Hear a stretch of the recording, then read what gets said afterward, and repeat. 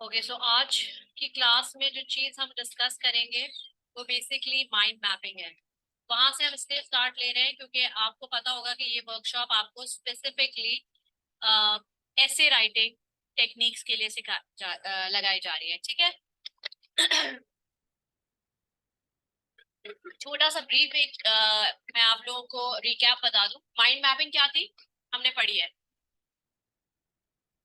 Mind mapping basically कहते हैं हम जब किसी भी तरह की चीज लिख रहे होते हैं। Freedom means free from every problem, not just physically but also mentally emotionally.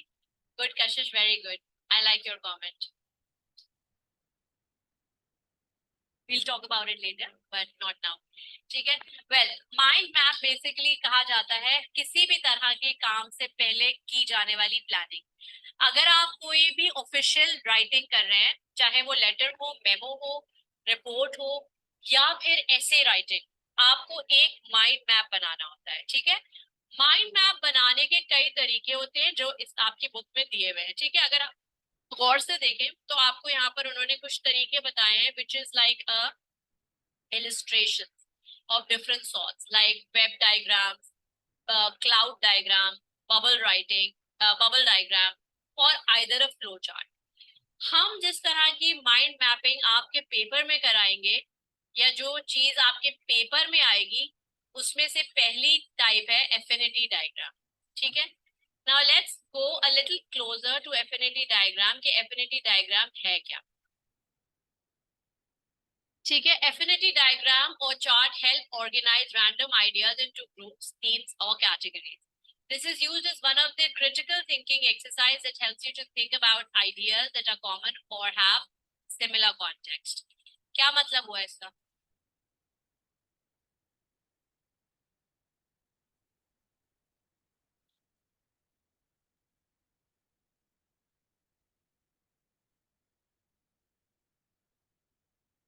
जी नुमान बताइए।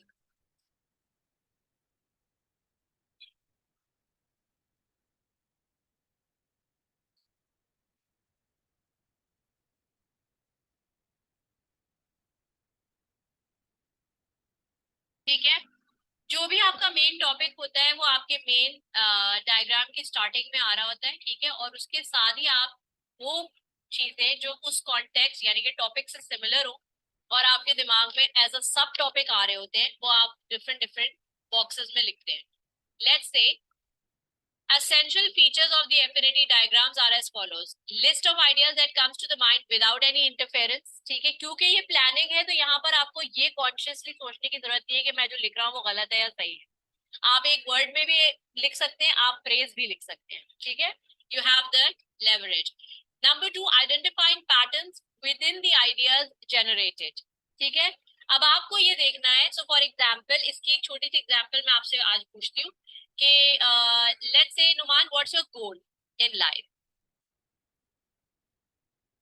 Freedom. Okay. Now what do you want to B?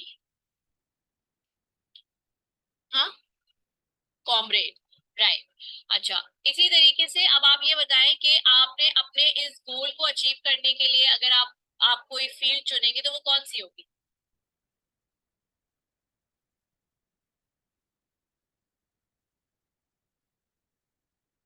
Knowledge is a general word. Knowledge आप किस फील्ड में लेंगे जो आपको इन दो चीजों में हेल्प आउट करेगी?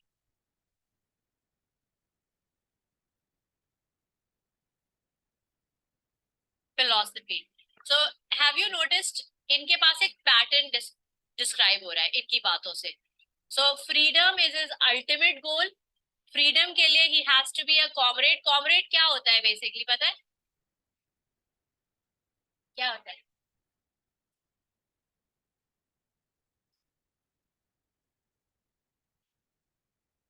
Anything any one who go against the norms. ठीक है। यानी कि जो एक नॉर्म सेट हुए हुए सोसाइटी के उससे अगेंस्ट, तो ऑब्वियसली वो फ्रीडम फाइटर भी कहलाता है। ठीक है। अब इन दोनों चीजों के लिए जिस तरह की नॉलेज इनके पास होनी चाहिए वो इन्होंने खुद ही बता दी, फिलोसफी। फिलोसफी का मतलब होता है कॉन्सेप्चुअल नॉलेज, राइट। तो आप ये देखें कि एक क्या बन रहा है यहाँ पर, एक एक पैटर्न क्रिएट हो रहा है। तो आपको भी अपनी एफिनिटी में जो टॉपिक आप सेलेक्ट करेंगे आपको एक पैटर्न क्रिएट करना है अपनी प्लानिंग में। ठीक है। ताकि जब आप ऐसे लिखने लगे तो आपके ऐसे में एक प्रॉपर सीक्वेंसिंग आए, ये ना हो कि आप इधर की उधर की हर तरह की बात कर रहे हो, कह रहे हैं मेरे तो 150 वर्ड पूरे हो गए, काम खत्म। ऐसे ऐसे में आपको मार्क्स नहीं मिलेंगे, ठीक है। So you have to do a proper organize sequencing. Third thing is keeping similar ideas together in a header, ठीक है।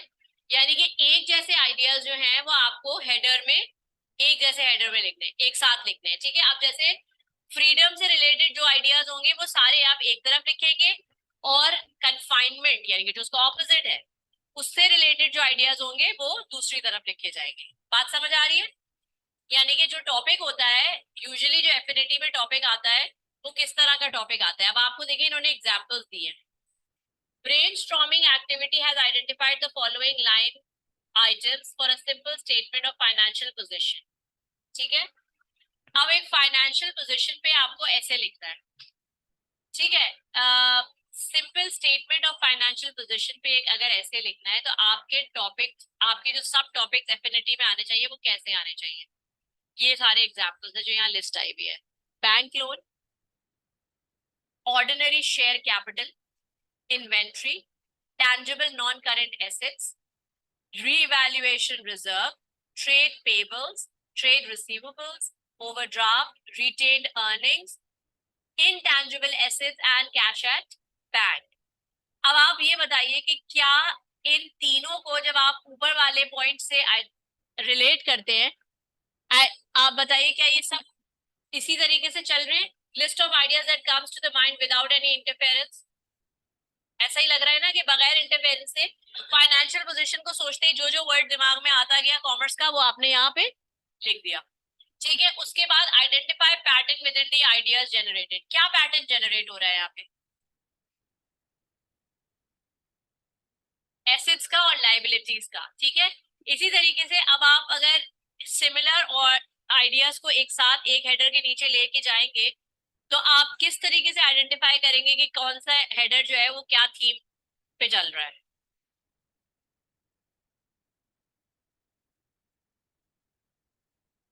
एक किस पे जा रहा है? एक एसेट्स पे जा रहा है, एक लाइबिलिटीज पे जा रहा है, ठीक है। और एक किस पे जा रहा है? ठीक है, रिजर्व एक है। अब आपके ऊपर है कि वो आप किस तरफ लेकर जाएंगे to prove your point, right. इसी तरीके से हम आगे बढ़ते हैं। अब यहाँ पर उन्होंने आपको करके दिखाया है ये काम। The above items would be much better structured into subgroups as follows। किस तरीके से? जिस तरह आपने सोचा था, एक तरफ एसेट्स आ गए, एक तरफ लाइबिलिटीज एंड इक्विटी आ गया, ठीक है। अब आपने उनको मजीद कब डिवाइड किया, तो कैसे डिवाइड किया? एसेट्स को नॉन करेंट एंड करेंट, और इक्विटी एंड लाइबिलिटीज दोनों को अलग अलग कर दिया, ठीक है। हमेशा याद रखें एफिनिटी डायग्राम के जो टॉपिक आते हैं वो ऐसे ही आर्गुमेंटेटिव होंगे जहां आपको दो डिफरेंट चीजों को सामने रखते हुए बैलेंस दिखाना है, ठीक है। सो यहाँ पर उन्होंने क्या किया है, नॉन करंट और करंट में भी उन्होंने डिविजन्स करके आपको पॉइंट्स दिए। अब आप जब ये ऐसे लिखेंगे तो आप ये ऐसे किस तरीके से लिखेंगे? फाइनेंशियल पोजीशन पे। और आपका पहला पैराग्राफ जो है वो एसेट्स को डिस्कस करेगा, जिसमें एग्जांपल्स आप क्या दे रहे होंगे? नॉन करंट और करंट की जो एग्जांपल्स नीचे दी हुई है बुलेट्स में, ये आप एग्जांपल्स की तरह यूज कर रहे होंगे, और नॉन करंट और करंट को आप डिफाइन कर रहे होंगे, सिंपल। और जब आप दूसरा पैराग्राफ लिखेंगे तो आप उसमें इक्विटी को और लाइबिलिटी को डिफाइन कर रहे होंगे, और एग्जाम्पलीफाई किस तरह कर रहे होंगे? उन पॉइंट्स के थ्रू जो आपको यहाँ दी हुई है, जैसे ऑर्डिनरी शेयर और ये सारी चीज। समझ आ रहा है? तो एफिनिटी इस तरीके से होता है। एफिनिटी में कोई एक साइड को प्रूव करना रॉन्ग और राइट नहीं है, बेसिकली आपको दोनों चीजों को या जो जो बातें की जा रही है टॉपिक में उनको आपको बैलेंस करके लिख के दिखाना है।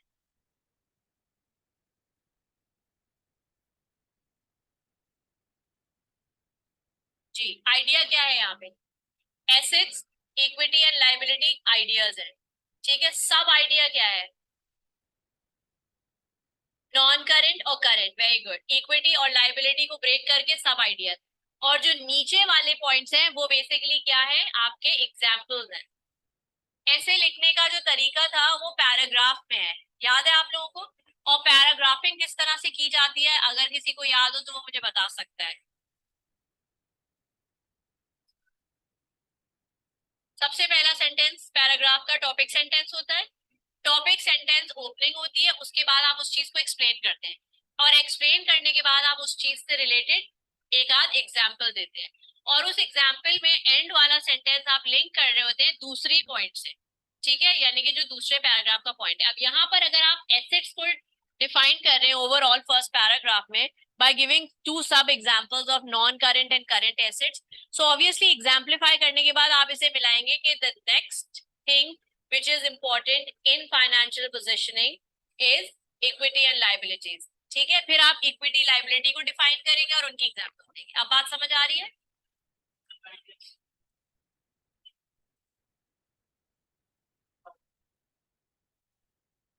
नहीं, 150 वर्ड्स है ना, दो बहुत है।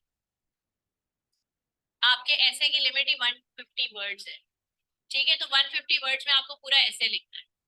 तो अब आप कुछ सोचे, 150 में अगर आप दो से ज्यादा या तीन किस्म, तीन सब आइडियाज लिख देंगे तो आप उन्हें डिफाइन करेंगे तो वर्ड लिमिट एक्सीड कर जाएगी।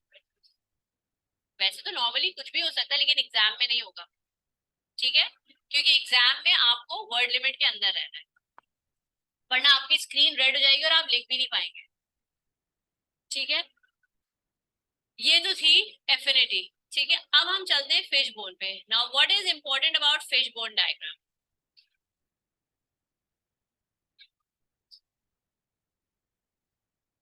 आ जाते हैं उसमें, एफिनिटी में एडवांटेजेस डिसएडवांटेजेस भी आते हैं। ठीक है, जैसे यहाँ पर आपको उन्होंने टॉपिक अभी ऐसा नहीं दिया जिसमें एडवांटेजेस और डिसएडवांटेजेस आ रहे हो, लेकिन अभी मैं आपको एक टॉपिक दूंगी प्रैक्टिस के लिए, तो उसमें आप एडवांटेजेस और डिसएडवांटेजेस भी लिख सकते हैं। ठीक है, but that doesn't mean that you are going to prove your side. Like ये कोई लेट्स से आर्ग्यूमेंट नहीं है। ठीक है, ये डिस्कर्सिव है। डिस्कर्सिव एसेज वो होते हैं जिसमें हम क्या करते हैं कि एक चीज की अच्छी और बुरी दोनों चीजें हम बताते हैं, और हम ऑडियंस पे छोड़ देते हैं या रीडर पे छोड़ देते हैं कि वो जो डिसाइड करना चाहिए। जैसे advantages of having T and disadvantages of having T. ठीक है, तो बहुत सारे लोग होंगे जो अग्री करेंगे कि हाँ ये एडवांटेजेस हैं और हमें चाय पीनी चाहिए, बहुत सारे लोग कहेंगे कि नहीं हमें चाय नहीं पीनी चाहिए क्योंकि इसमें ये डिसएडवांटेज। राइट, बट इसमें कहीं पर भी आप एज अ राइटर ये नहीं कह सकते कि नहीं एडवांटेजेस ज्यादा हैं तो इसलिए चाय तो सबको जरूर पीनी चाहिए, ऐसा नहीं है, क्योंकि ये आर्ग्यूमेंटेटिव ऐसे नहीं होता। ठीक है, लेट्स टेक अ क्वेश्चन और कमेंट। Thank you. ठीक है, फिश बोन क्या होता है? फिश बोन कॉज और इफेक्ट के लिए बनता है। ठीक है, क्योंकि हम ये पढ़ चुके हैं क्लास।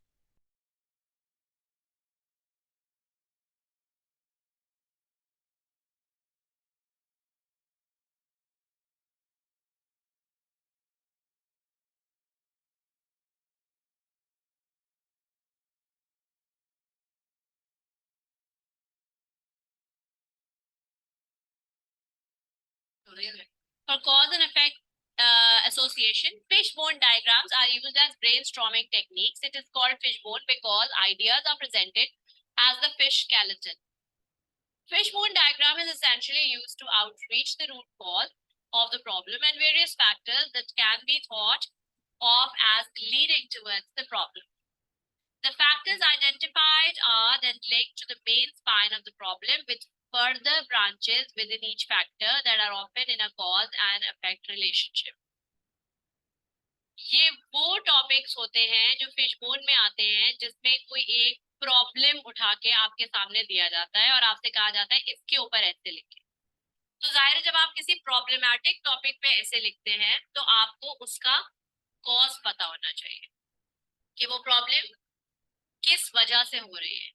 जो वजहें आप या जो कॉजेस आप उस टॉपिक से रिलेट करते हैं, उन कॉजेस के पीछे भी कोई ना कोई एक रीजन होगा। ठीक है, तो आपको वो भी इसमें लिखना है। सो बेसिकली इसका एग्जाम्पल उन्होंने यहाँ पे आपको दिया है। For written business messages, fishbone diagrams are used to brainstorm or organize all possible causes of a business problem. In persuasive or argumentative writing, the fishbone diagram supports argumentative statement and provides supporting ideas to the thesis statement. This will be discussed in detail in later chapter. क्या मतलब, यहाँ पर जो topics आएंगे वो कैसे होंगे, argumentative. यहाँ पर आप अपनी बात को कन्विंसिंग टोन में कर सकते हैं। क्यों? क्योंकि यहाँ पर आप बेसिकली ये बताने की कोशिश कर रहे हैं कि जो मैं कह रहा हूँ यही सही है, राइट? लेकिन आप सिर्फ ये नहीं कह सकते कि जो मैं कह रहा हूँ ये सही है, क्योंकि इसमें कोई रीजन नहीं है। तो आपको उस बात का रीजन जरूर देना होगा। कैसे? Essential features ये हैं: a problem statement on the extreme side, either left or right, as the head of the fish diagram; a horizontal center skeleton line moving towards the head; various factors or cause that can be thought of as a leading toward the problem. These causes would be connected to the central lines as branches. Causes or ideas supporting the factors are added to the branch, which means इस तरह से topic क्या है, short circuit eight N assembly line. समझे, आपको एक topic मिला कि short circuit eight N assembly line. अब क्या क्या रीजन हो सकते हैं शॉर्ट सर्किट के? Heating, power fluctuation, service management, human error. ये चार इन्होंने आपको रीजन दिए हैं, ठीक है? ये रीजन जो हैं, इन ये किस तरीके से क्रिएट हो रहे हैं, इनका क्या कॉज रहा होगा, वो उन्होंने आपको बता दिया। हीटिंग किस चीज से कॉज हो रही है? Overburden machine. कोई भी चीज आप देर तक चलाएंगे, एसी अगर आज पूरे दिन पूरी रात चलता रहेगा तो क्या होगा, बेसिकली इसका कंप्रेसर हीट अप हो जाएगा। और ये क्या है, बेसिकली हम ओवरबर्डनाइज कर रहे हैं मशीन। सिमिलरली पावर फ्लक्चुएशन क्यों होती है? जब वोल्टेज ड्रॉप होता है, ठीक है? यूजुअली हम लोग ने देखा है हमारे यहाँ फ्लक्चुएशन हो रही होती है, इसका मतलब है वोल्टेज डाउन है। सर्विस मैनेजमेंट, अगर ये एक प्रॉब्लम है शॉर्ट सर्किट होने की, तो इसके पीछे क्या कॉज होगा? Lack of preventive measures. तो फॉर एग्जांपल आपने देखा होगा बड़े बड़े पावर प्लांट्स पे लोग काम कर रहे होते हैं पाकिस्तान में, I am not talking about international level, लेकिन पाकिस्तान में बड़े बड़े पावर प्लांट पे काम कर रहे होते हैं, लेकिन उन्होंने वो कोई सिक्योरिटी और प्रिवेंटिव मेजर्स नहीं लिए होते हैं जिनसे उन्हें करंट या किसी किस्म की प्रॉब्लम से बचाया जा सके, ठीक है? So this is very dangerous, इसकी वजह से भी हो सकता है। फिर ह्यूमन एरर। ह्यूमन एरर कैसे आ रहा है? Operator mishandling. ऑपरेटर मिसहैंडलिंग का मतलब ये है कि जैसे फर्ज करें कि नुमान को काम नहीं आता, ठीक है, लेकिन ये मेरा जानने वाला है और मैंने इसे वो नौकरी दे दी। अब ये जो भी काम करेगा वो क्या होगा, है ना? गलत, आग लग जाएगी। इसलिए क्योंकि काम आता नहीं है। हम्म, कैसा एरर, सॉरी? और वो कैसे क्रिएट होगा?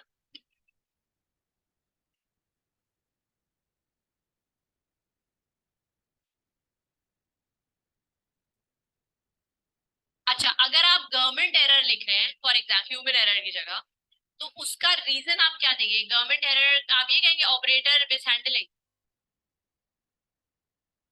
देखो ना, ह्यूमन एरर क्यों हो रहा है? क्योंकि ऑपरेटर जो है वो मिसहैंडल कर रहा है चीजों को। जैसे कि आधा आधा नहीं है, मशीन चला रहा है। फॉर एग्जाम्पल मुझे अगर, लेट्स से, मुझे नहीं आ रही है स्क्रीन चलाना, अब मैं किसी भी जगह इधर उधर तार घुसाऊंगी, ये खराब हो सकती है, मिसहैंडलिंग होगी ना, क्योंकि तो आप गवर्नमेंट एरर आप जो कह रहे हैं वो भी बहुत वो एक अलग ही अलग स्केल पे बात चली जाएगी, हमें वहां नहीं लिखी। ह्यूमन तो एक फैक्टर बता दिया ना उन्होंने, ह्यूमन में गवर्नमेंट आ रही है। अब ये अगर गवर्नमेंट के ही सिफारिश पे आए हैं, तो ऑब्वियसली फिर ये ऐਵੇਂ ही काम करेंगे जैसे गवर्नमेंट में आके लोग करते हैं। वैसे तो ये काम करते भी नहीं है। हाँ, सही कह रहे हैं आप। सही है, समझ आ रही है? ठीक है। तो इस तरीके के जो टॉपिक्स होंगे जिसमें कॉज एंड इफेक्ट आ रहा हो या जिसमें आर्ग्यूमेंट क्रिएट हो रहा हो, वहां फिश बोन आता है।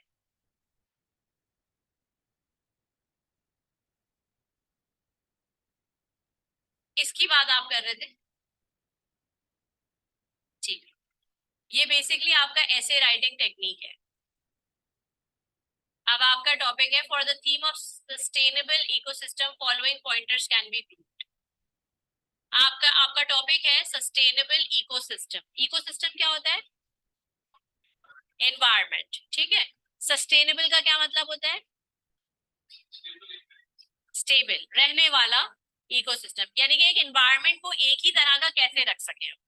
ठीक है, अगर हम इस पे बात हो रही होती है तो इसके लिए जो हमारे दिमाग में पॉइंटर्स आते हैं वो क्या आते हैं ज्यादातर?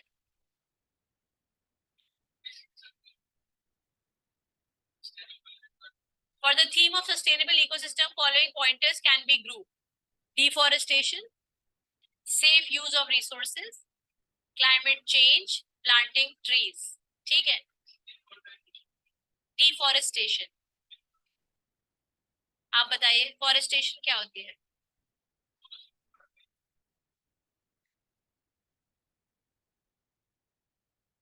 उसका opposite, right. Very good. Industrialization जब हम करते हैं या किसी भी जगह में अर्बनाइजेशन करते हैं, यानी कि शहर बढ़ रहा होता है, तो भी हम क्या करते हैं? दरख्त काट देते हैं। Yes of course. And when we need more money we cut trees. ठीक है, ऊपर देखिए क्या बना रहे हैं हम। नहीं, कौन सा डायग्राम है? एफिनिटी बन रहा है। जब हम एफिनिटी बनाते हैं तो हम क्या देखते हैं? Both sides. सही है। तो जो चार पॉइंट ऊपर आए हैं, ये चार पॉइंट किस तरह के हैं? चारों एक तरफ तो नहीं जा रहे हैं ना? दो जो है वो किस तरफ जा रहे हैं, और दो जो है पॉजिटिव की तरफ जा रहे हैं। ठीक है। तो अब आप थीमेटिक एरियाज में नीचे जाएंगे, जब जिस तरीके से अभी सॉरी क्या नाम है आपका? ओसाम, पूरा नाम क्यों बताते हो? बस ओसाम। अरे मुझे लगता है तुम ओसामा बदर, ओसामा बलोच। जब वो उसामा ब करने लगता है तो मैं रोक देती हूँ। Are you getting my point? Right. So हाँ। ठीक है। अच्छा, अब आप देखें, जिस तरह उसामा ने पूछा था कि एक पॉइंट और फिर सब पॉइंट्स क्या होते हैं, अब ये आप नीचे देखें सब पॉइंट्स क्या होते हैं। उन्होंने आपको मेन पॉइंट दिया सस्टेनेबल इकोसिस्टम। सब पॉइंट्स क्या निकले ब्लू वाले पढ़े? चैलेंजेस और रेजोल्यूशन। अब आप देखें उन्होंने अब इसको जब सीक्वेंस किया तो समझ आ रहा है कैसे किया? चैलेंजेस में आया है डिफोरेस्टेशन और क्लाइमेट चेंज, और रेजोल्यूशंस में क्या आया? Safe use of resources and planting trees. अब समझ आ गया? तो बेसिकली एफिनिटी में हम टॉपिक को बैलेंस लेके चल रहे होते हैं। अगर दो बुराइयां हैं तो दो अच्छाइयां हैं, दो डिसएडवांटेजेस दो एडवांटेजेस हैं। किसको? War. War is a challenge for ecosystem. कैसे? क्लाइमेट चेंज आ जाता है, एनवायरमेंट चेंज हो जाता है। और वो क्यों हो रहा होता है? Because of the hazardous gases और केमिकल यूज। क्योंकि अब जो वॉर होती है वो टोटली केमिकलाइज्ड होती है। अब पहले की तरह तलवारें लेके नहीं लड़ रहे हम, ना ही हम स्नाइपर से चुप चुप मार रहे हैं। हम क्या कर रहे हैं? डायरेक्ट एक ऐसा बम फेंक रहे हैं जो कि आपके इन्वायरमेंट को ऐसा कर देगा कि आप वहां मर जाएंगे, या आपको कोई ऐसा मनहूस डिजीज हो जाएगी कि आप वहां मर जाएंगे। तो क्या मतलब मरेंगे नहीं? Are you afraid of death? Don't get afraid of it. So see, something which is inevitable, embrace it. Then you'll not get feared.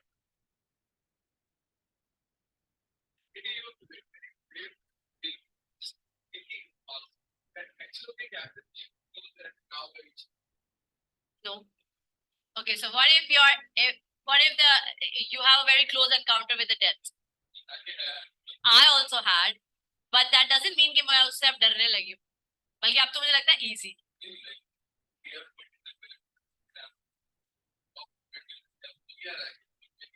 Oh. Ma'am मेरा क्वेश्चन है, एक प्रॉब्लम स्टेटमेंट को कैसे लिखा? मैडम प्रॉब्लम स्टेटमेंट में कि लिखते हैं काइंडली बता दें। क्या लिखते हैं काइंडली बता दें, मतलब कि एक प्रॉब्लम स्टेटमेंट क्या होता है? मुझे पहले ये बताइए, प्रॉब्लम स्टेटमेंट लिखिए। एक प्रॉब्लम स्टेटमेंट की एग्जांपल दो, फिर मैं बताती हूँ।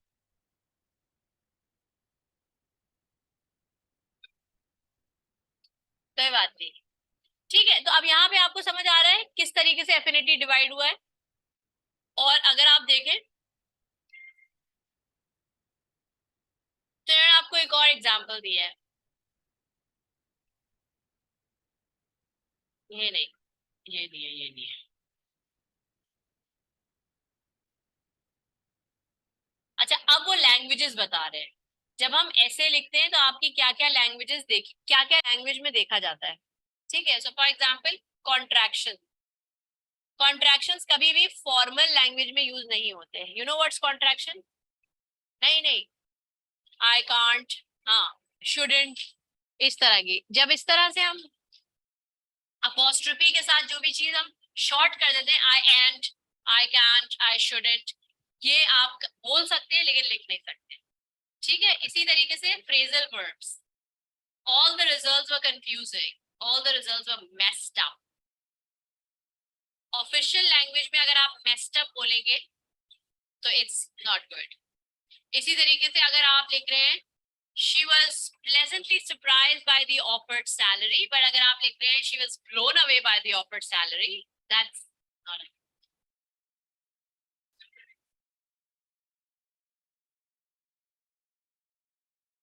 when will I get it? ठीक है,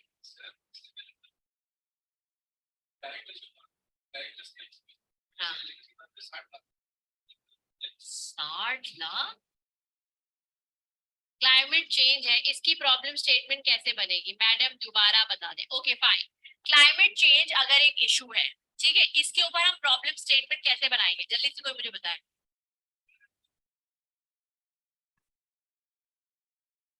इस पे हम ये करेंगे, देखिए मैं आपको बताती हूँ। अरे यार,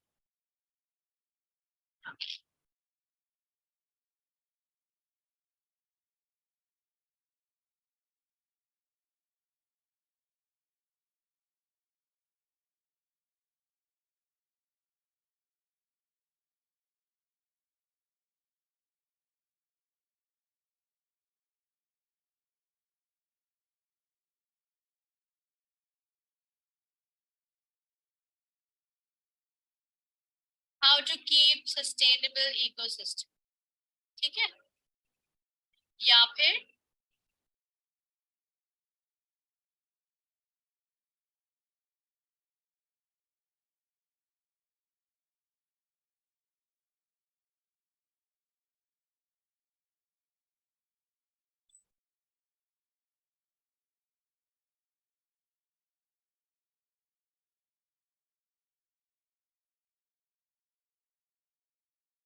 अरे resolutions to face climate changes.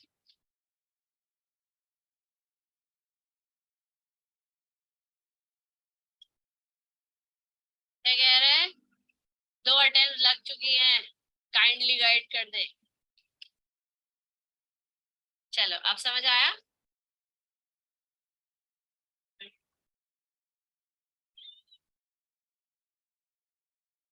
है, क्या क्या मार्क्स आए थे, कितने मार्क्स आए थे, कितने? 41, तो लाइक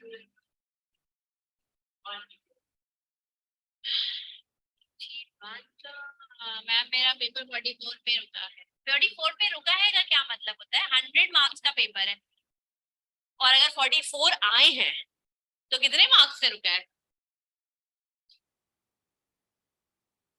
हाँ, तो फिर तो ज्यादा मार्क्स से रुका है ना, 44 से कैसे रुका?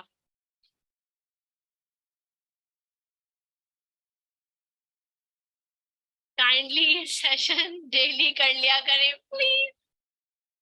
अच्छा बेटा, जरूर जरूर।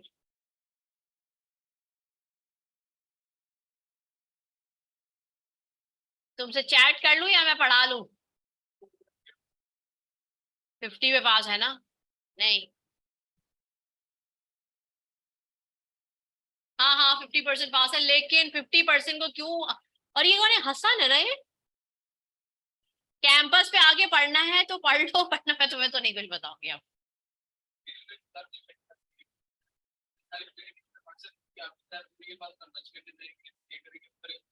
प्रदीप नहीं आया, ठीक है, बहुत ही याद।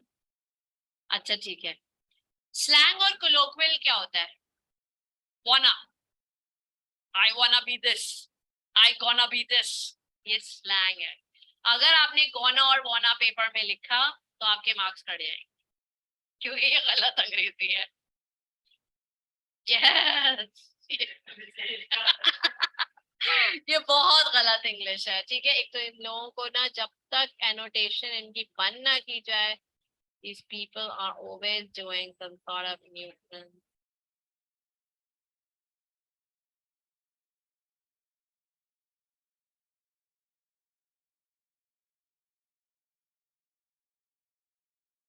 ठीक है, हाँ, तो प्लीज कोलोक्वियलिज्म या स्लैंग लैंग्वेज से दूर रहे. गाइस, ये सब भी स्लैंग में आता है. hey, ये सब स्लैंग में आता है. अगर आप लेटर लिख रहे हैं और आप लेटर में किसी को डियर सर की बजाय लिख रहे हैं hey सर, hey गाइस, ये गलत, गलत.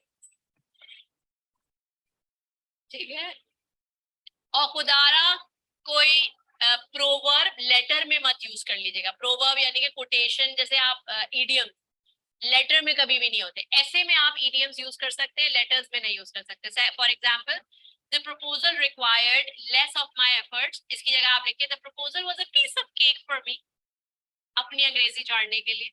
गलत.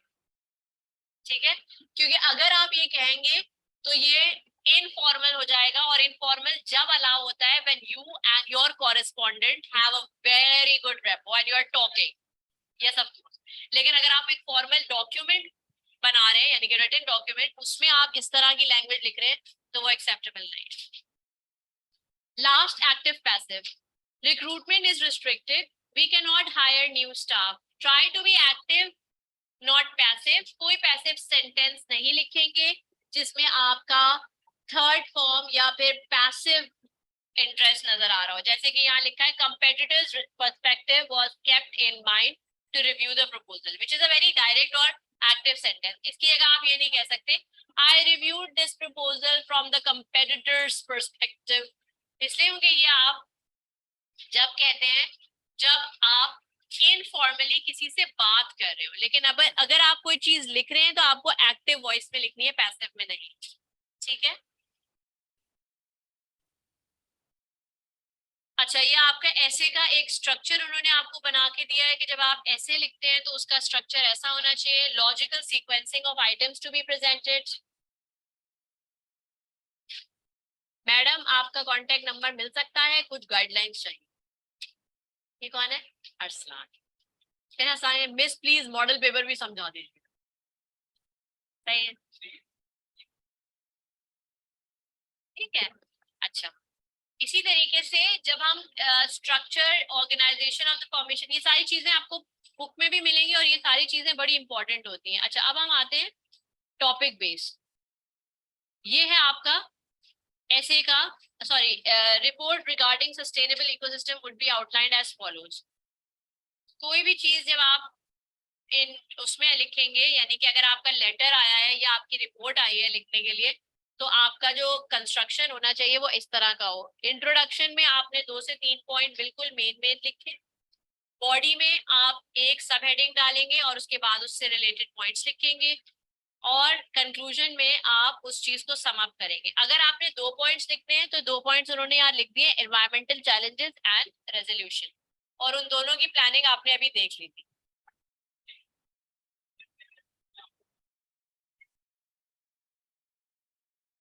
उसी में इंक्लूड होता है.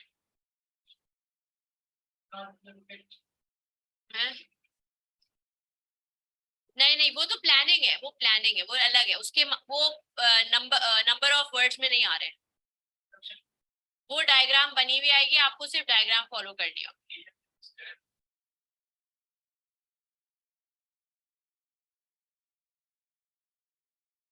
ये तो फॉर्मल नॉन फॉर्मल है ना. Consideration, things to look for, look at the draft as a whole, appropriate layout, well presented. ये एक चेकलिस्ट है जो आपको अपने लेटर के ऊपर या अपने मेमो के ऊपर लगानी है. फॉर एग्जाम्पल, आपको क्या क्या कंसिडर करना है? Look at the draft as a whole, यानी कि जो आपने लेटर लिखा उसको आप एज अ होल देखें, क्या उसका लेआउट प्रॉपर है, यानी कि डेट और एड्रेस और उसका सब्जेक्ट और उसके पैराग्राफ सारी सही है। वेल प्रेजेंटेड का मतलब होता है क्या वो बिल्कुल प्रॉपरली प्रेजेंट हुआ है, उसमें कोई इररिलेवेंट बात तो नहीं की गई है, या कोई ऐसी बात जो ना पूछी जा रही है लेकिन आप बता रहे हैं, ऐसा तो नहीं है। टाइटल, इंट्रोडक्शन एंड कंक्लूजन क्या उसमें है included, are they consistent, do they emphasize the correct point, and last thirdly text, short words, sentences, paragraph, leaving out unnecessary words, ये सारी चीजें। No jargon and cliches, cliches वही होते हैं जैसे proverbs और idioms, jargon होती है फील्ड से रिलेटेड लैंग्वेज। आपको लेटर्स में वो भी नहीं यूज करनी, क्यों? क्योंकि आप लेटर लिख रहे हैं एक जनरल एग्जाम के लिए, एकेडमिक पर्पस के लिए लेटर लिख रहे हैं। यहाँ आप कोई जार्गन नहीं यूज कर सकते, यानी कि मेडिकल जार्गन या कॉमर्स से रिलेटेड जार्गन या कोई ऐसा मुश्किल वर्ड जिसे सिर्फ उस फील्ड का ही बंदा समझे, ऐसा नहीं यूज कर सकते।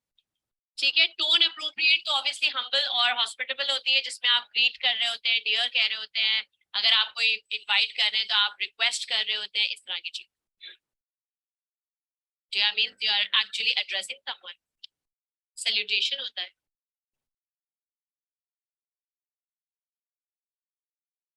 What do you mean by that?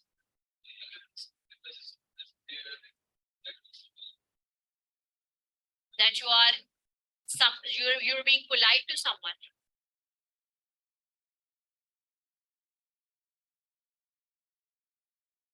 तुमने क्या किसी लड़की को डियर कहा है कभी जो तुम्हें टेंशन हो गई?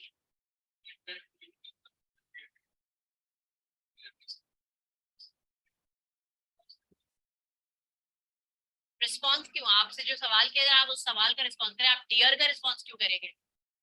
वो तो एक जेस्चर है।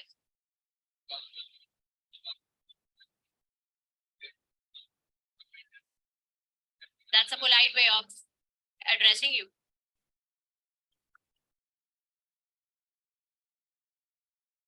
रीड द टेक्स्ट आ चाहिए तो खैर दैट्स अ डिफरेंट सिनेरियो।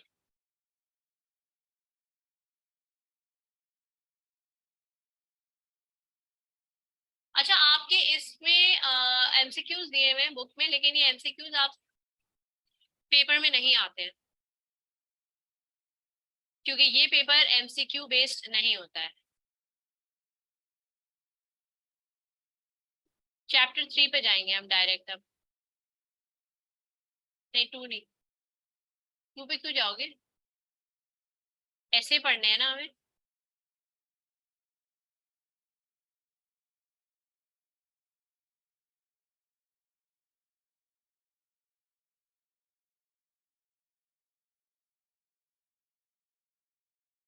ऐसे लेटर लिखना आता है?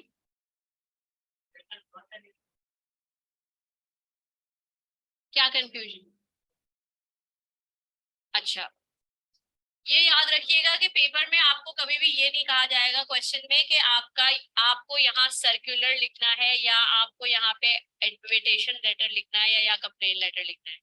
क्वेश्चन आप पढ़ेंगे और आपको खुद से समझना है कि क्वेश्चन किस चीज के बारे में, क्या वो इंक्वायरी लेटर है, क्या वो फॉलो अप है, क्या वो कंप्लेन है, क्या वो इनविटेशन है या वो रेजिग्नेशन है।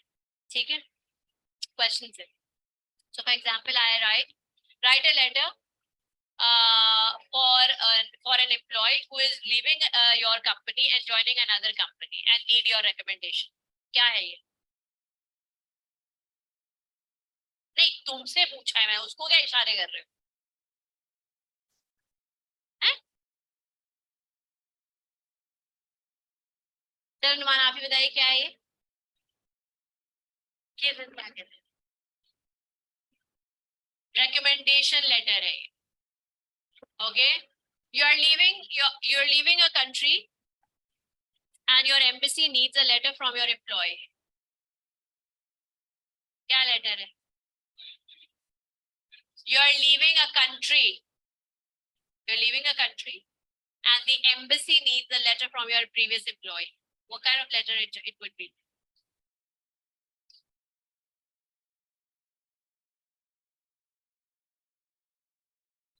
आप मुल्क छोड़ के जा रहे हैं, ठीक है? जब आप एम्बेसी में जाएंगे तो एम्बेसी कहेगा कि आप जहाँ काम करते थे वहां से एक लेटर लाके देते। तो किस तरह का लेटर मिलेगा आपको वहां से? है?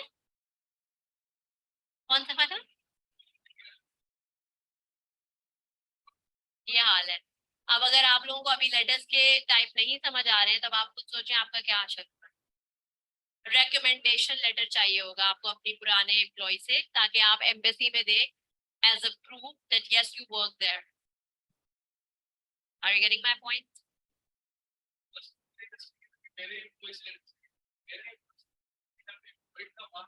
तो आपका ही एम्प्लॉय हुआ ना वो। गुड।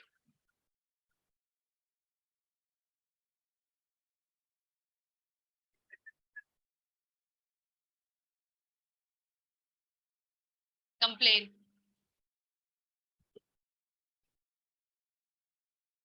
Madam contact. अच्छा, और क्या आया एक message?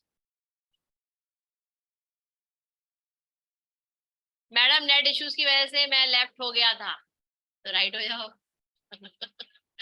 I'm from Lahore and self-preparing, so I need your help, madam, about studies. So please give me contact number, madam. Inquiry.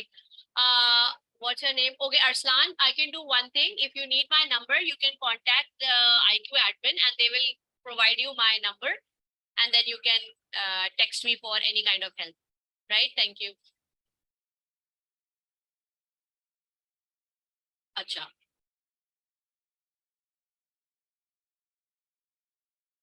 क्या होते हैं होमोनिम्स? हाँ, क्या होते हैं homonyms? Very good. The words which sound same or either spell same. ठीक है, लेकिन मीनिंग दोनों के डिफरेंट होते हैं।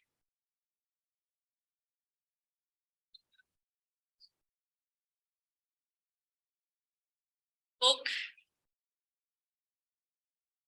क्या स्पेलिंग है? Very good. What is the meaning of book?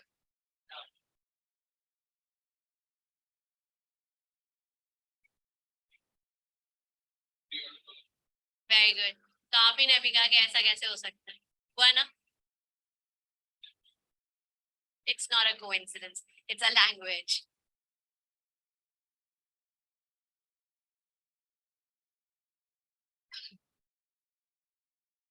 पर तुम लोग क्यों फंसते हो अपनी ही बातों में? क्या? इंग्लिश में गलती नहीं है, ये इसलिए फंसते हैं आप लोग बिकॉज के you people don't pay attention to what you read and what you hear, what you C.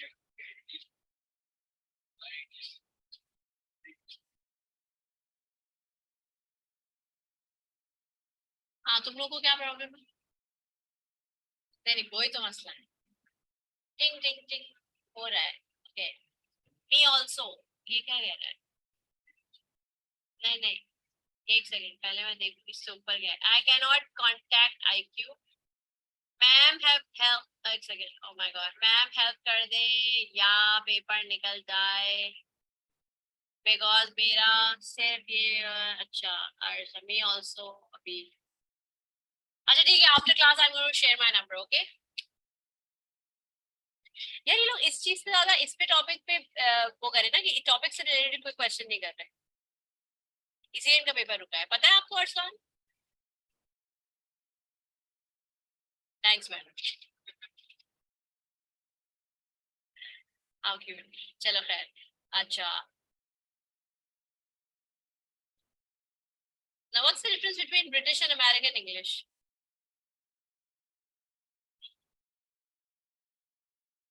Cute.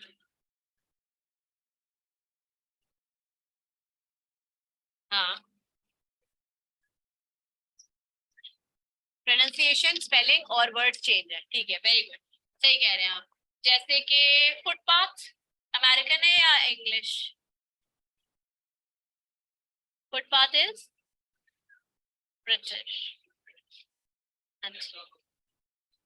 Footpath और जेब्रा क्रॉसिंग में जमीन आसमान का फर्क है। हाँ, तो वो है फुटपाथ। फुटपाथ हमेशा याद रखिएगा, जो वर्ड इंग्लिश में इजीली समझ आ जाए वो अमेरिकन होता है, और जो नहीं समझ आए दैट्स ब्रिटिश। तो footpath is American English, pavement is British. या सो क्या इजी है?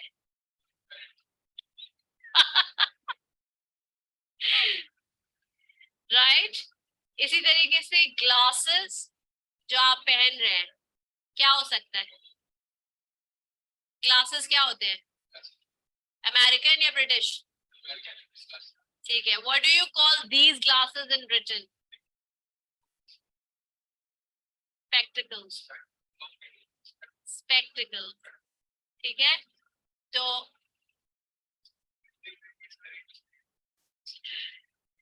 ओके, और ठीक है, बाकी नहीं पूछ रही तुम। American spectacles, oh my god, Hasan बोले भाई, हसन। आना आना है नहीं तुम्हें क्लास में, यही सब बोलो तुम। अच्छा, इडियम्स क्या होते हैं, हम सबको पता है। What are idioms? है? नहीं नहीं। हाँ, एक ऐसा स्टेटमेंट जिसका मतलब किसी और कॉन्टेक्स्ट में होता है, ठीक है, यानी कि हम उसको मुहावरा कहते हैं उर्दू में। सिमिली क्या चीज है?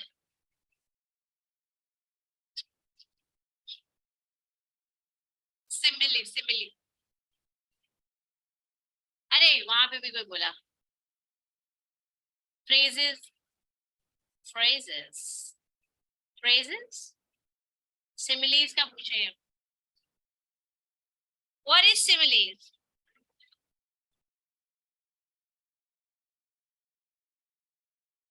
Comparison. as bright as sun, the room is white like clouds. Very good. Like या एज किसी भी सेंटेंस में यूज हो रहा हो दो चीजों को कंपेयर करने के लिए, सिमिली है। मेटाफर। मेटाफर क्या होता है?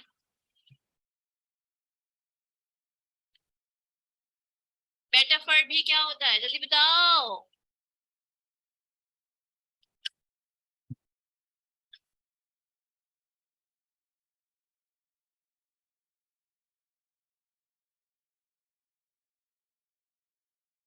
लो, वो ढूंढ रहे हैं, मतलब ढूंढने की नहीं हो रही बेटा। मेटाफर क्या होता है, जल्दी बताओ रुमान।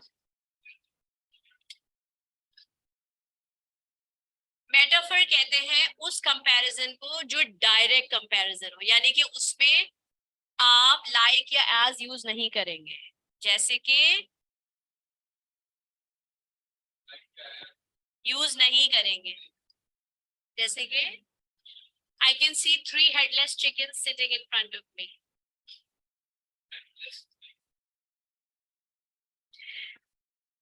क्यों नुमान, अच्छा था ना ये मेटाफर?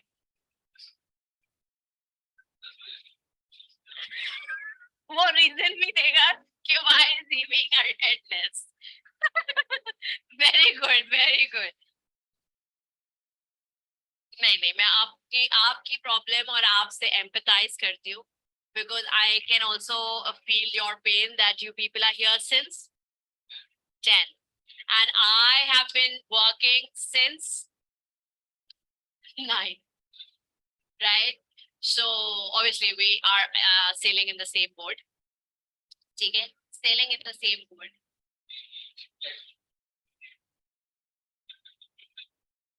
तो बोट क्या प्लेटफॉर्म होता है? सही तो कह रहा है तुम आके।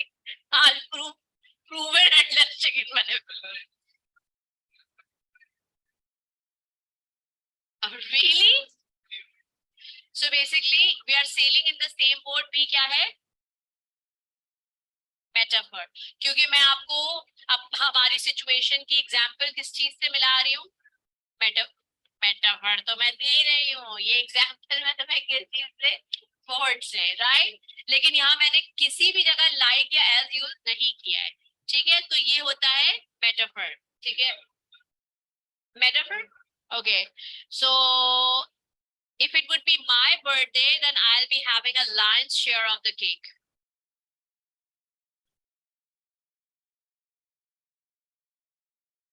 क्यों? If it would be my birthday, you people bring a cake for me, I'll have the lion's share. कैसा शेयर लूंगी मैं? केक में से कितना हिस्सा मेरा होगा? तो लायन क्या करता है? हा? शेर क्या करता है भाई? अब आप बताइए उसामा आपको समझ आया कि मैं क्या बता रही हूँ? समझ आ रहा है ना? ठीक है। बेसिकली तशबीह, तशबीह पता है क्या होती है? तशबीहात नहीं, तस्बीह नहीं, तशबीह। ठीक है, हम जब किसी एक चीज को किसी और चीज से कंपेयर करते हैं लेकिन लाइक या एज सेंटेंस में यूज नहीं करते हैं, that means we are using metaphor. ठीक है, तो लायन शेयर, हाँ, सियाह को सबा क्या होता है तुम बताओगे? I don't know. पूरा हिस्सा, सिमिलियर है। हाँ ना, तो देखो ना, पूरा हिस्सा का मतलब है कि सबसे बड़ा केक का हिस्सा होगा वो मेरा होगा। केक अच्छा होना चाहिए। ठीक है। थर्ड फोर्थ, बर्थडे तो दिसंबर में आएगी, जब तक तो तुम लोग कैप में आ चुके होगे। हाइपरबोल, हाइपरबोलिक क्या होती है?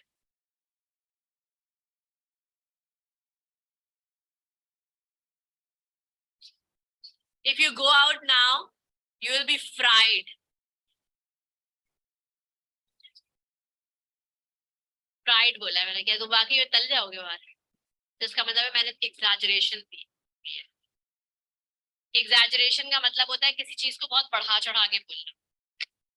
ठीक है, अब एसी के नीचे बैठे बैठे 2 घंटे से अगर तुम बिल्कुल जमने लगो तो तुम ये कहो ओ my God I am freezing, तो आप फ्रीज नहीं हो रहे हैं, आपको ठंड ज्यादा लग रही है, लेकिन आप जब फ्रीजिंग बोलेंगे तो ये बेसिकली क्या है? हाइपरबोलिक।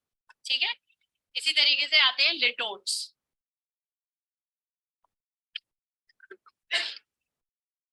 किसी भी सीधी बात को उल्टे टोन में बात करके बोलना, जैसे कि wow you people are so smart that you people are getting 44 45 and still happy.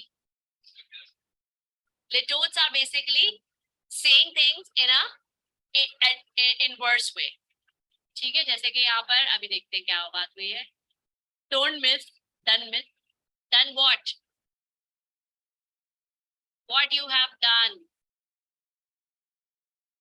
लिटोट्स का मतलब होता है जैसे अगर आपके घर में आपकी अम्मी कभी आपके कमरे में आए और आपका कमरा बहुत हसीन तरीके से फैला हुआ हो और वो कहे वाह भाई वाह माशाल्लाह बेटा बहुत साफ और सुथरा और अच्छा कमरा रखते हैं, दैट्स अ लिटोट।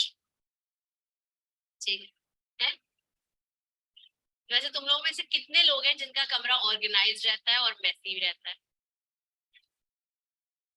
ऑर्गेनाइज्ड, मेसी, क्यों क्यों नुमान, क्या मसला है तुम्हें? अच्छी नहीं लगती, टेढ़ी मेढ़ी इधर उधर अच्छी लगती है?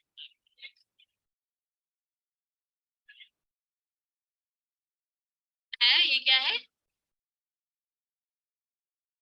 एक्स कैडेट होके भी तुम्हारे अंदर ऑर्गेनाइजेशन की कमी, तभी तुम्हें वहां से एक्स मिल गया साथ में।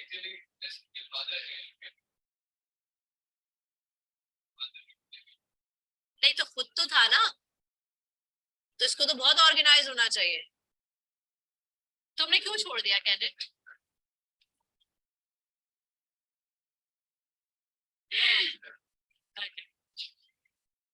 Oxymoron, what is oxymoron?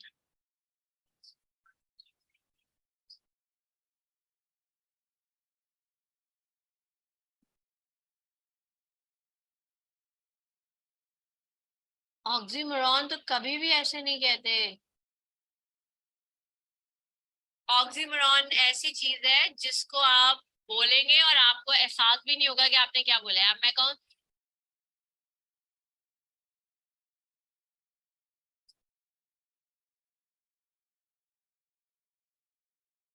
पढ़ो और तुम समझोगे इसमें कैसे डिफरेंट है सब। Act naturally. If somebody is acting, how can it be natural? And if somebody is natural, how can it be acting? That's two paradoxical elements coming together. इसी तरीके से रैंडम ऑर्डर, रैंडम का क्या मतलब होता है? बिखरा हुआ, और ऑर्डर सीक्वेंस, तो रैंडम ऑर्डर कैसे हो सकता है? But we say it's the part of language. इसी तरीके से I am suffering from ill health, if I'm ill I can't be having health, if I'm healthy I can't be ill. Similarly, old news, news itself is a new thing and old means old.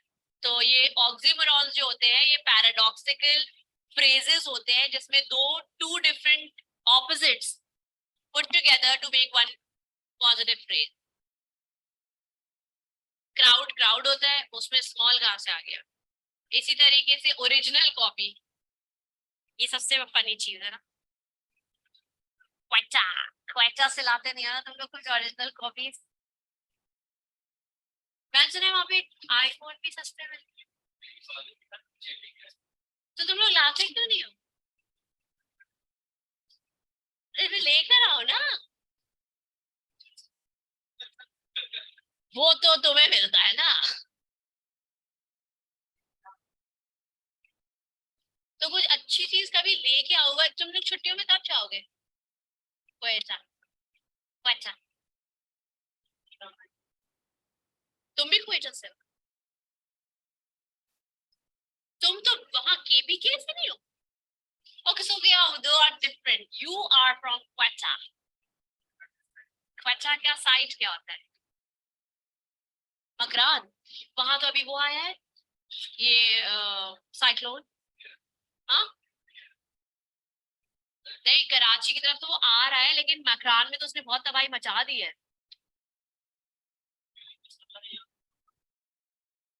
नहीं, लेकिन जो waves है ना वो बहुत ऊंची है उसकी।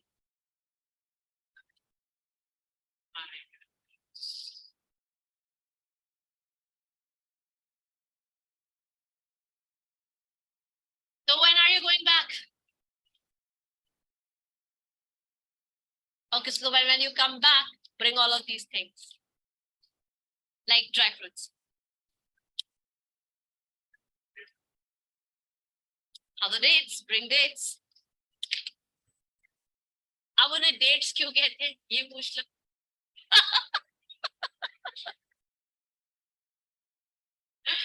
राइट, ओके, मैसेज आया, मेरा रोनाल्डो रहता है। And then madam battery low है, फोन बंद होने से पहले कांटेक्ट दे, मैं आपसे गाइडेंस लेता रहूंगा। Well, my contact would be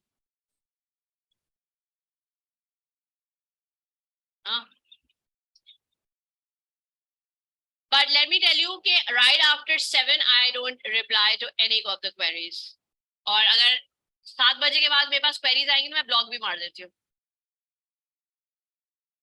ये सब बहुत, हाँ, there has to be some discipline in life. ठीक है, ऑक्सीमोरॉन समझ आ गए, अब उसके बाद क्या बचा है?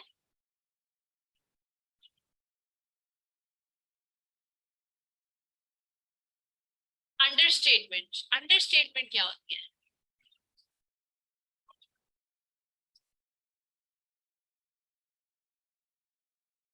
अंडरस्टेटमेंट का मतलब है where a speaker deliberately understates a response with the aim of exaggerating it. For example, what is the weather like? अगर इसका प्रॉपर मतलब ये है कि बाहर हवाएं तेज चल रही हैं, तो मैं कहूँ इट्स अ लिटिल ब्रीजी। इसका मतलब क्या है? ब्रीज जो होती है हमेशा तेज हवा के लिए यूज होता है, ठीक है। और मैं कह रही हूँ इट्स अ लिटिल ब्रीजी, इसका मतलब है कि मेरा असल, मैं आपको ये बताना चाह रही हूँ कि the weather is very windy.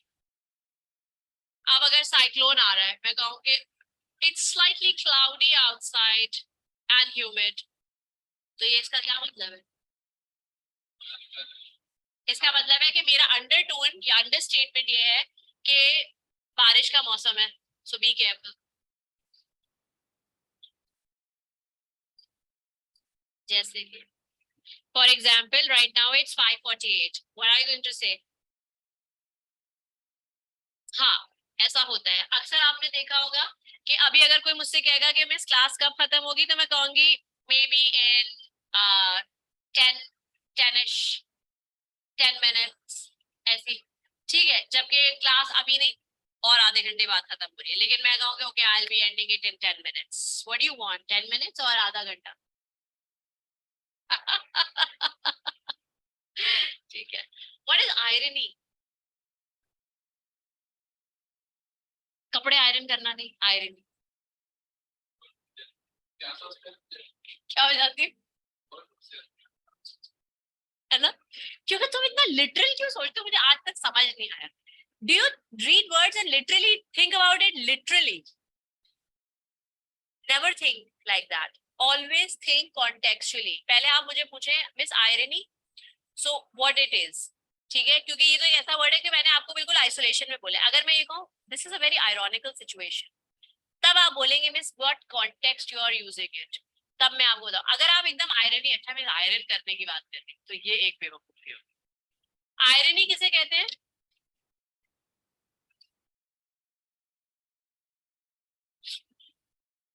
मतलब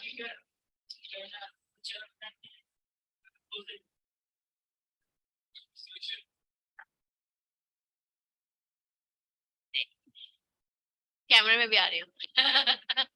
ओके, वेल बेसिकली आयरनी ये होती है कि when you predict something and something totally different happen, that's irony. So usually हमारी लाइफ आयरनी होती है, क्योंकि हम कभी भी जो प्रिडिक्ट करते हैं या जो चीज हम प्लान करते हैं उससे हटके हमें एक चीज मिलती है, ठीक है। क्या? नहीं, everything can go according to the plan.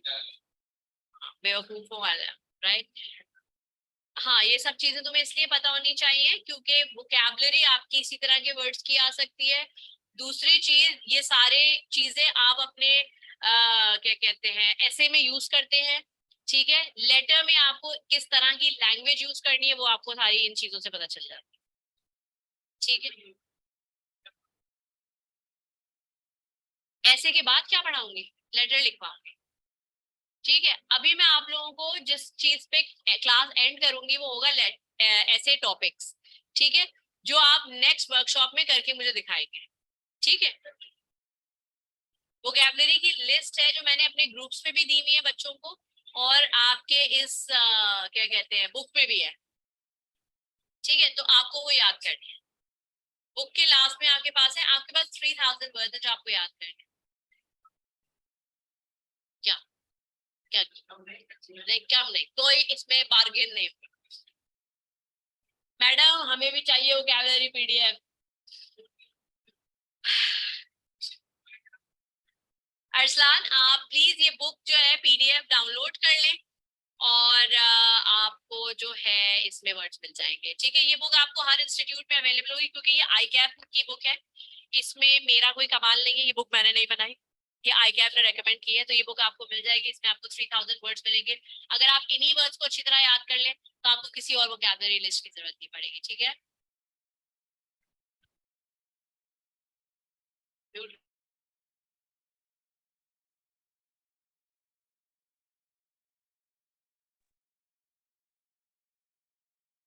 आपके नोट्स मैडम?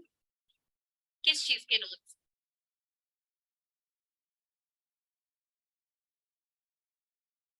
वोकैबुलरी के नोट्स? वोकैबुलरी के नोट्स नहीं होते, वोकैबुलरी लिस्ट होती है जो आपको इंटरनेट पे पीडीएफ फॉर्मेट में हर जगह मिलेगी। आप सिर्फ ये लिख दें लिस्ट ऑफ वोकैबुलरी पीडीएफ, आपके पास बहुत सारी वोकैबुलरी लिस्ट आ जाएगी, and try to start learning all these words. Madam मेरा पेपर 23 जून को है, नो प्रॉब्लम नो इशू, आप कोई भी वहां से लिस्ट लेके स्टार्ट कर दें। मैम काफी ऐसे लेटर रिपीट हो रहा है जो स्टूडेंट ने ओल्ड पेपर दिया था मैडम, 3 के याद करना मुश्किल है, I know, so make a habit of learning 20 words on a daily basis।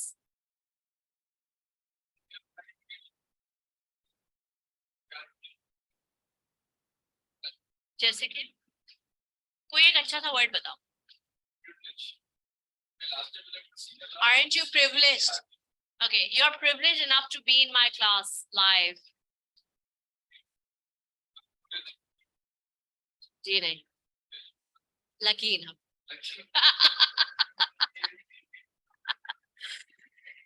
क्या हुआ? किस चीज की? 20 के हिसाब से 280 वर्ड्स 23 जून तक, 23 को है उसका पेपर।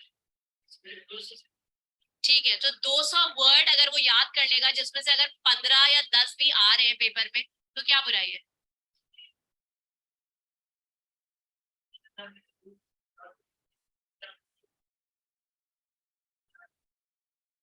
तो अगर आपने 10 वर्ड में से 8 या 6 वर्ड सही लिख दिए, तो आपके मार्क्स तो अच्छे खासे आ गए। गोल्ड मेडल तो पीआरसी में होता भी नहीं है, वो कैप में आएगा। कैप तक पहुंच जाइए, फिर गोल्ड मेडल ही गोल्ड मेडल। ये आपको कैफ के टीचर्स बता सकते हैं। वैसे तुम्हारे लिए क्या मसला है, वो इच्छा से तुम गोल्ड ले आना, और बाकी तुम लोग क्वेटा से गोल्ड क्यों नहीं लेकर आते?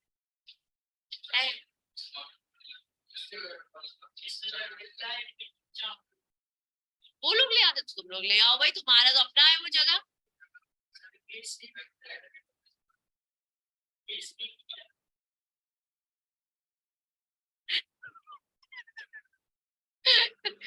तो तुम लोग थोड़ा सा भी नहीं ला सकते? मेरा 26 को है मिस, तो आपके वर्ड हसान कितने हो जाएंगे 26 को, जिनका पेपर है? 280। 280 वर्ड्स भी अगर आप याद कर ले हसान, तो that would be great on your side, because you can give paper in a very easy way. Ma'am, I can specify word list, बहुत word आ रहे हैं। Yes, obviously।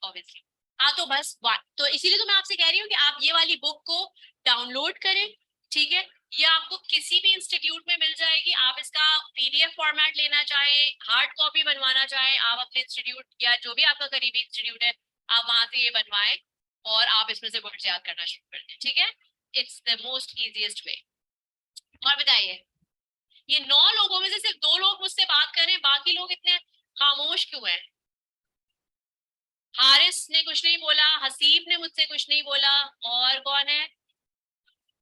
अताउर रहमान तो बेचारा बोल रहा है ना, और हसान भी बोल रहा है, राशिद कुछ नहीं बोल रहे, कशफ नहीं बोल रही, उसके बाद कशिश ने एक जवाब दिया था, और वो इतना भारी जवाब था कि उसके बाद उन्होंने जरूरी नहीं समझा कुछ बोल।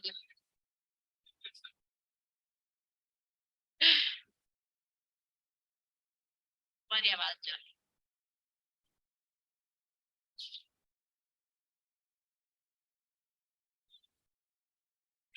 नहीं।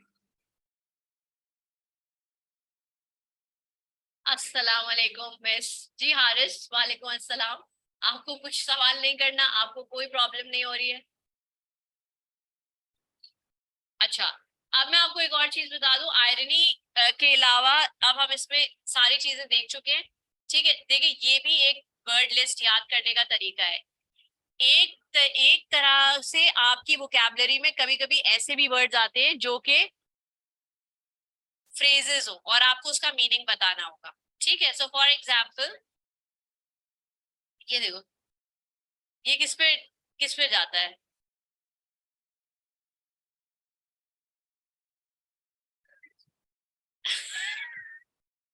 as blind as a bat। who is as blind as bat? why he? अच्छा, इसमें से किसी को कोई प्रॉब्लम है जो नहीं समझ आ रहा है? पूछो भाई जल्दी से। Similes based on characteristics. Characteristics यानी कि जो ट्रेड्स उन जानवरों में है, वो ट्रेड्स पे सिमिलीज बनाई गई है। जल्दी से पूछो कितनी का जो तुम्हें नहीं समझ आया है, तुम लोगों ने पहली बार सुना है। As old as old as Methuselah. Mythological creature है ये। as slippery as an eel। as tenacious as a bulldog। जल्दी बताओ, tenacious का मतलब? ferocious, खा और काट लेने वाला।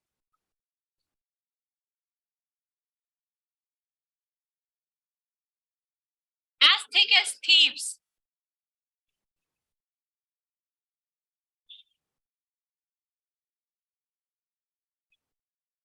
एनिमल नहीं है।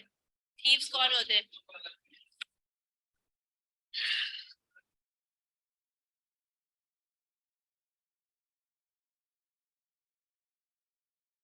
फिलहाल तो नहीं, as frisky as a 2 year old। हाँ, as frisky as 2 year old। 2 year old को कभी देखा है आपने, वो कैसे होते हैं बच्चे? फ्रिस्की का मतलब होता है जो छोटी छोटी बातों पे चीखना, चिल्लाना और भागना, दौड़ना, which is like out of control. So frisky, right? So they are frisky as 2 year old because 2 year old is hard to control. You can't teach them, you can't scold them, you can't say anything to them because they don't understand. ठीक है? As swan बहुत graceful bird होता है।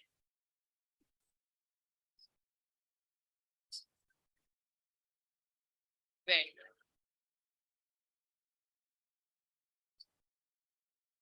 कल भी चाहिए आप लोगों को ये वर्कशॉप?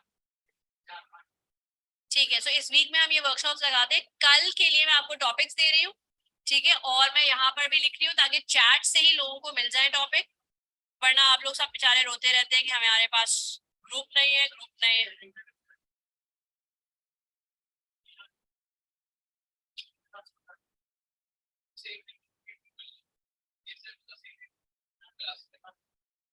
सो फॉर एग्जाम्पल आज क्या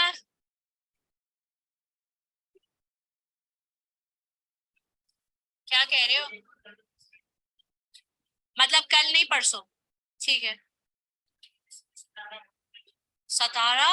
और इस सितारा? और इस सितारा? स्टार? ओके, 70, 17 बोलो ना फिर। नहीं, चलिए बोलो 17। सत, सत, सत, राम, 17।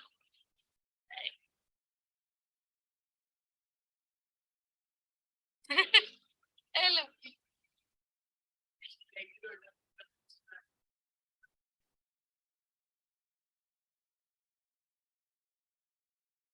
चलो मैं चैट पे लिख रही हूँ टॉपिक्स और आप सब वहीं से नोट कर लीजिएगा ताकि इन सबको भी मिल जाए।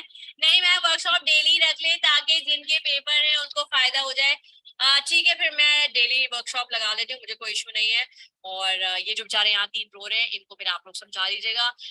एज प्लीज्ड एज पंच, एज प्लीज्ड एज पंच। पंच क्या होता है? ये वो पंच नहीं है, मुक्का पंच नहीं है, it's like a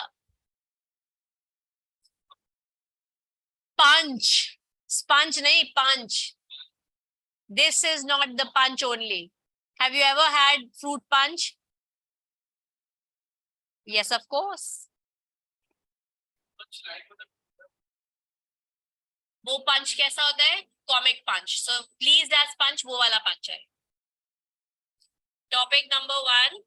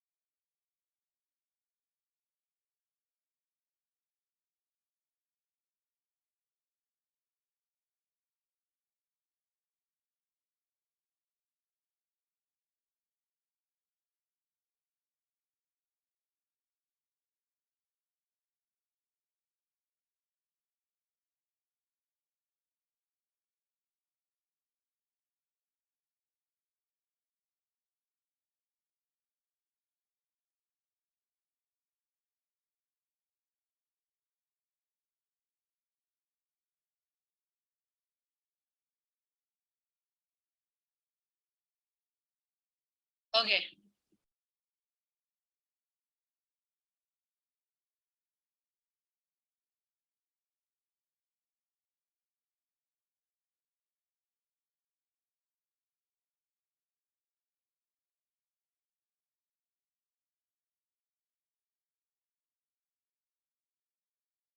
O sorry, ratio ड्यूरेट।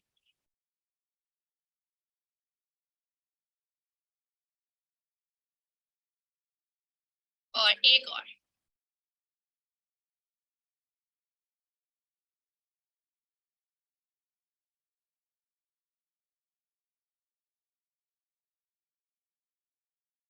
Mix है।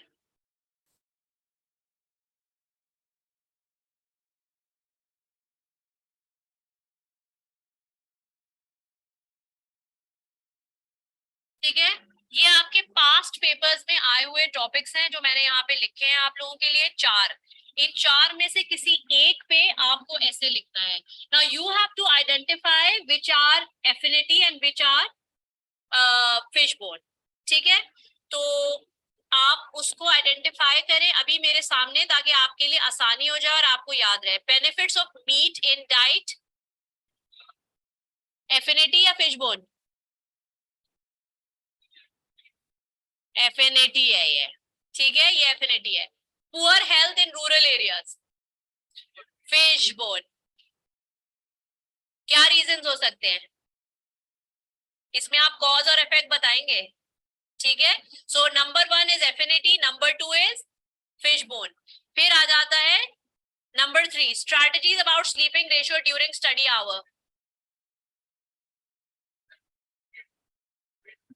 Yes of course it's affinity. High employ turnover, fish bone. 3 फिर एफिनिटी है और 4 फिश बोन है।